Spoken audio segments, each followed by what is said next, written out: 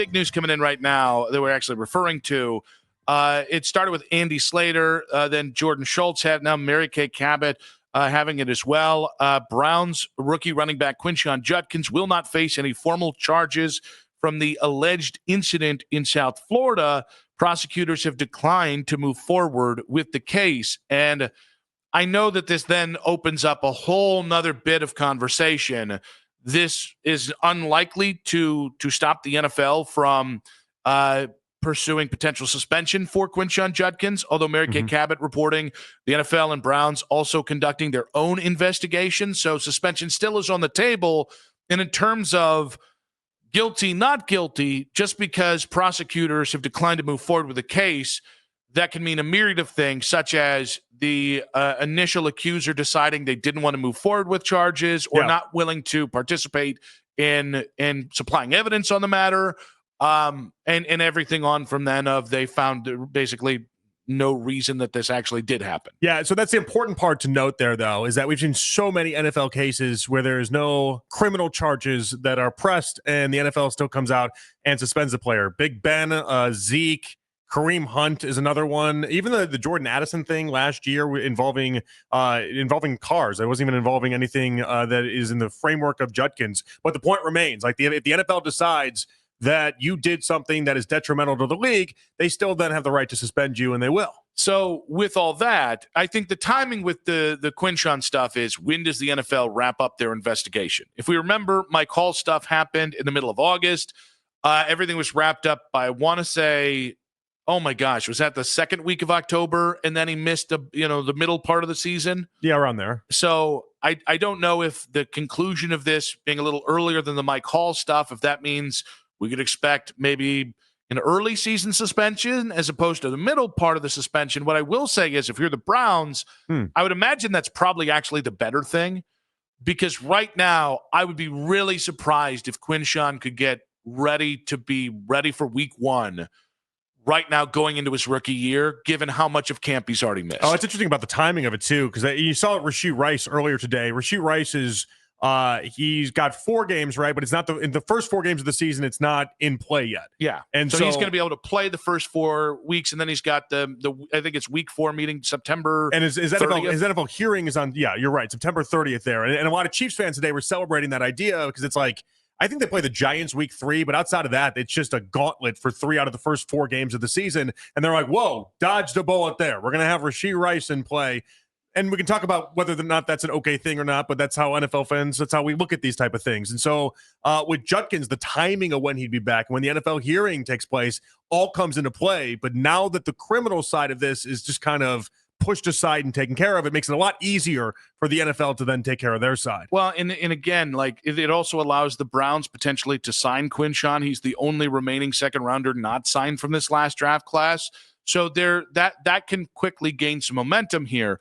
I will tell you, like, I went from Quinshon not being on my radar of guys I'm concerned about to Quinshon now does need to earn my trust. Sure. And, you never know how teams are. I mean, we kind of talked about how Stefanski the other day is like, yeah, we dealt with Miles with the speeding thing.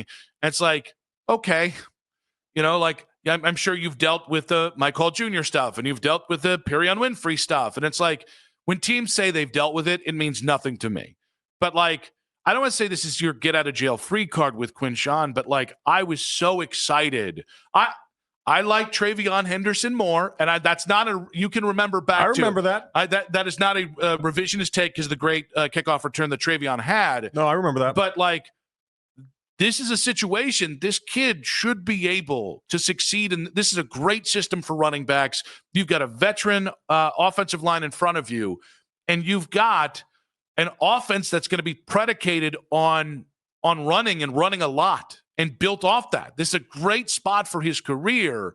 But as a dude, as a man, I now need to see, like, all right, this better never happen again, because I really like, This really, really put me in a situation where it's tough for me to root for this kid until we see something out of him that is counter to what the allegations are and what everything kind of came to fruition. Yeah, and listen, I don't want to guess on what the NFL will do, but if you made me guess what the NFL will do, I'd make the suggestion he probably still ends up getting a 5 or 6 game suspension anyway. I think a lot of fans are reading this as if it's almost like he's in the clear and everything's fine now, and we can just get right back down to business. And it couldn't be further from Quinshon's case for a lot of reasons.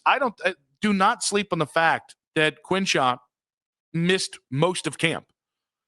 Like the most important part to actually have a big part of camp being healthy and productive. It's why Dylan's injury matters so much in the quarterback kerfuffle. Same thing with Shedeur. Yeah, you got to be available. Rookie year is the most important year because the jump you're making from pros to the NFL is gigantic. All right? It's a huge gulf that you're trying to bridge.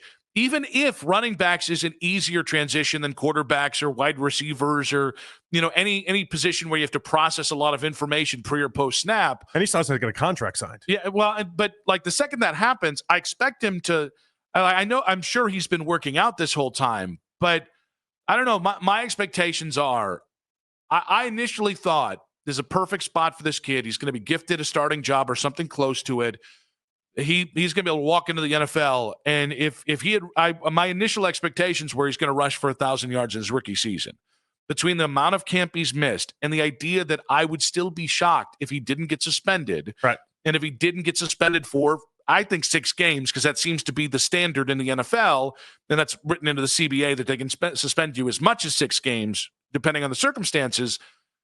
I want him to hit the ground running by the middle of the season and take over starting running back somewhere after that if Jerome Ford or Dylan Sampson don't. That's where I am now with Quinshon. No, we see it the same way. It's interesting the amount of people that it feels like online are just not seeing it the exact way that it clearly stated out, that the NFL can do whatever they want in this scenario if they feel like Quinshon was detrimental to the league. And in this case, he definitely was. Yeah, and it's so – they have changed the conduct policy for the better, actually, has removed the litigation out of a lot of this stuff. It's written in there, it's coded, it is what it is, and then it's on the NFL to make their decision. And the players have agreed to that because I think the players understood how when it was the wild, wild west, there could be a disproportionate punishment depending on different things, like the indefinite suspension of Ray Rice, which kind of brought everything into fruition over a decade ago.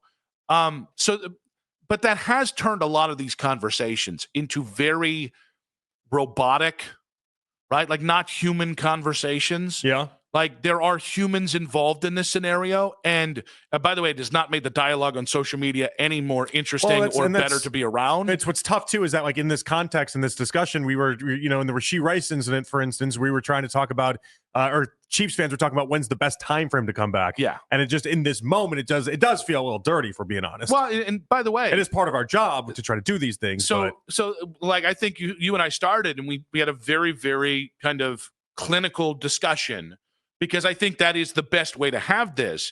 But to the human element, to say that I'm disappointed in Quinshon, I think we can stress that enough. And I'm disappointed in the Browns for having this continue to be part of the conversation with them.